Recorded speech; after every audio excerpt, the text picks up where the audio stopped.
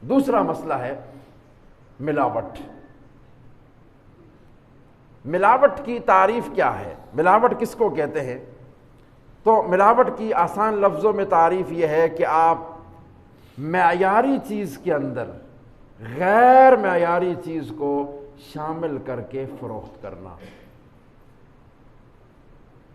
خالص چیز کے اندر ناخالص اشیاء کو ایڈ کر کے شامل کر کے اس کو فروخت کرنا، فرمایا کہ یہ ملاوٹ ہے۔ اور یہ کس قدر سنگین جرم ہے، اللہ رب العزت کی ذات نے قرآن مقدس کے اندر اس کی ایک مثال بھی پیش کی ہے قوم شعیب کو۔ قوم شعیب کے بارے میں پروردگار عالم نے یہ فرمایا کہ اس قوم کو اسی گناہ کی پاداش میں، اسی جرم کی پاداش میں اللہ رب العزت نے وہ سزا دی تھی کہ آسمان سے اس قوم کے اوپر آگ برسائی گئی تھی۔ فَأَخَذَهُمْ عَذَابُ يَوْمِ الظُّلَّةِ، پہلے گرمی میں مسلسل ان لوگوں کو رکھا، پھر آسمان سے ایک بادل کا ٹکڑا بھیجا جس کے نیچے ٹھنڈی ہوائیں چلا دی، اور یہ ساری قوم اس بادل کے ٹکڑے کے نیچے جمع ہو گئی کہ بھئی اب تو ٹھنڈی ہوائیں چلنا شروع ہو گئی ہیں۔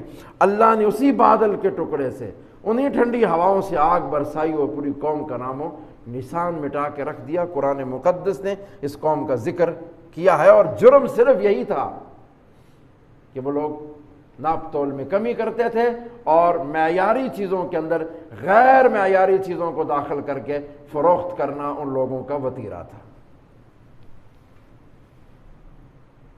اور اس میں دوسری چیز جو قابل غور ہے کہ یہ جو ملاوٹ ہے یہ ایک گناہ نہیں ہے، بلکہ یہ ملاوٹ متعدد گناہوں کا مجموعہ ہے، متعدد گناہوں کا مجموعہ ہے۔ اب وہ کیسے؟ ملاوٹ کرنے والا بندہ پہلا گناہ یہ کرتا ہے کہ وہ دھوکہ دیتا ہے۔ پہلا بنیادی گناہ فرمایا کہ وہ دھوکہ ہے۔ وہ کیسے دھوکہ ہے؟ کہ وہ ایک غیر معیاری چیز کو، غیر خالص چیز کو معیاری اور خالص بنا کر دوسرے کو دھوکہ دے رہا ہوتا ہے، فروخت کر رہا ہوتا ہے۔ اور امام الانبیاء صلی اللہ علیہ وسلم کا فرمان بڑا واضح ہے، فرمایا من غش فلیس منا، جو میری امت کو دھوکہ دے گا اس کا میری شریعت سے کوئی لینا دینا نہیں ہے، ہم اس سے بری ہیں، ہمارا اس سے کوئی تعلق نہیں ہے۔ اور یاد رکھیے گا ہمارے پاس ایک ہی سہارا ہے، امام الانبیاء صلی اللہ علیہ وسلم کا، اللہ کی ذات کے بعد۔ اگر انہوں نے بھی ہاتھ کھڑے کر دیے کہ میرا فلاں کے ساتھ کوئی تعلق نہیں ہے تو بس پر فرمایا کہ کہانی ختم ہے۔ اور دوسرا جو اس ملاوٹ کی وجہ سے گناہ ہے، فرمایا کہ وہ یہ ہے کہ انسان خیانت کر رہا ہوتا ہے۔ خیانت کیسے؟ کہ خالص اور معیاری چیز کے اندر غیر معیاری چیز کا وہ اضافہ کرتا ہے، غیر خالص چیز کا اس میں اضافہ کر کے وہ خائن بن جاتا ہے، وہ خیانت کرتا ہے۔ یہ دوسرا جرم ہو رہا ہوتا ہے۔ اور تیسرا جرم فرمایا جھوٹ ہے، کہ ملاوٹ شدہ اشیاء کو وہ جب بیچتا ہے بازار کے اندر، مارکیٹ کے اندر، تو وہ اسے پاک کہہ کر بیچتا ہے کہ جناب ہمارا جو مال ہے یہ ہر ایک چیز سے، ہر قسم کی ملاوٹ سے بالکل کیا ہے، پاک ہے۔ اور چوتھا جرم تطفیف ہے۔ تطفیف کا مطلب صاحب حق کو اس کا حق کم کر کے دینا، جتنا اس کا حق بنتا ہے۔ ظاہر ہے اس نے جو رقم ادا کی ہے، اس نے جو ثمن ادا کیا ہے، وہ اس نے ایک معیاری اور خالص چیز کا ادا کیا ہے، جبکہ یہ اس کو اس قیمت کے بدلے میں ایک غیر معیاری چیز، ایک ناخالص چیز اسے فروخت کر کے یہ اس کے حق میں کمی کر رہا ہے۔ یہ تطفیف کا گناہ ہے۔ پہلا گناہ دھوکے کا، دوسرا گناہ جھوٹ کا، تیسرا گناہ خیانت کا، چوتھا گناہ تطفیف کا۔ یہ چار بڑے گناہ ہیں جن کو ملاوٹ کرنے والا مرتکب ہو رہا ہوتا ہے ان گناہوں کا۔ اور امام الانبیاء صلی اللہ علیہ وسلم نے ایک بڑی عجیب حدیث سے فرمایا کہ قیامت کے دن جب تاجروں کو اٹھا کے لایا جائے گا تو اکثریت گناہگار شمار ہوگی۔ التجار یبعثون یوم القیامت فجارا الا من اتقى وبر وصدق، سوائے اس تاجر کے جس کے اندر پرہیزگاری تھی، اللہ کا خوف تھا، نمبر 2 جو نیکی کرنے والا تھا، اور نمبر 3 جو سچ بولنے والا تھا۔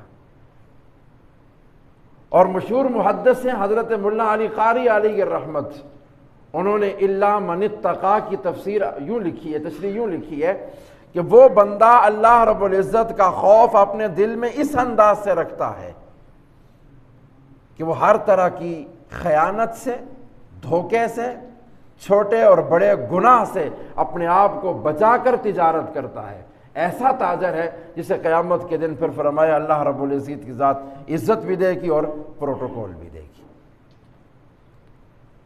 تو برادران عزیز، یہ وہ دوسرا جو ایسی سماجی اور اخلاقی برائی ہے جو ہمارے معاشرے کے اندر عام طور پر فرمایا کہ ان دنوں میں رواج پکڑ جاتی ہے۔ لیکن اس کی وجہ کیا ہے، نقصانات کیا ہیں اس کے ہمارے معاشرے کے اندر؟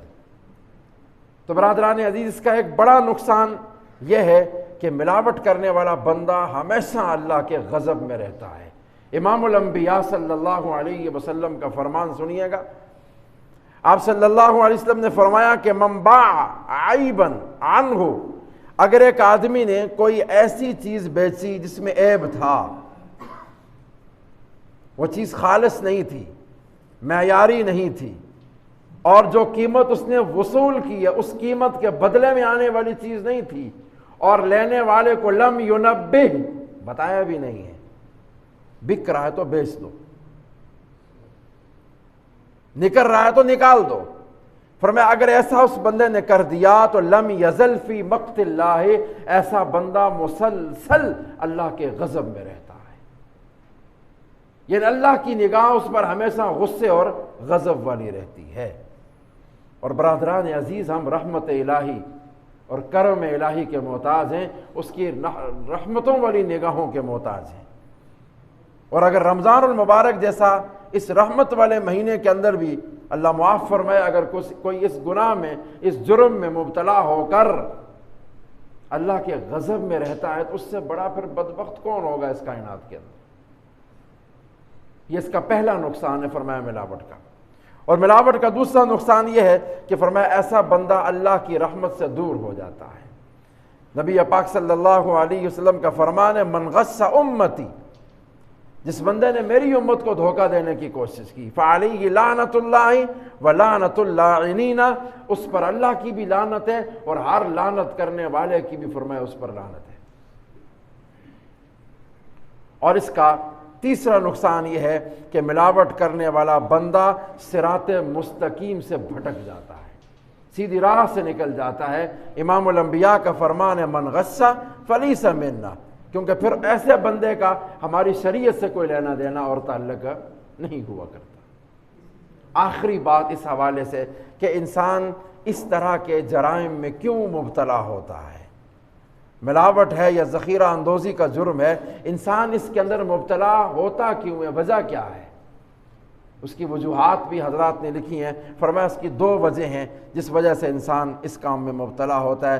پہلی وجہ فرمایا کہ انسان کو طمع اور لالچ اور مال و دولت کی ہرس، فرمایا یہ انسان کو اس کام پر ابھارتی ہے اور اس کام میں مبتلا کرتی ہے۔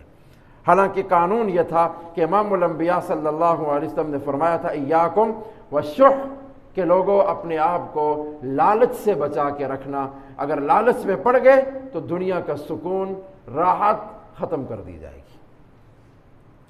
یہ پہلی وجہ ہے جو اس کام میں مبتلا ہونے کی ہے۔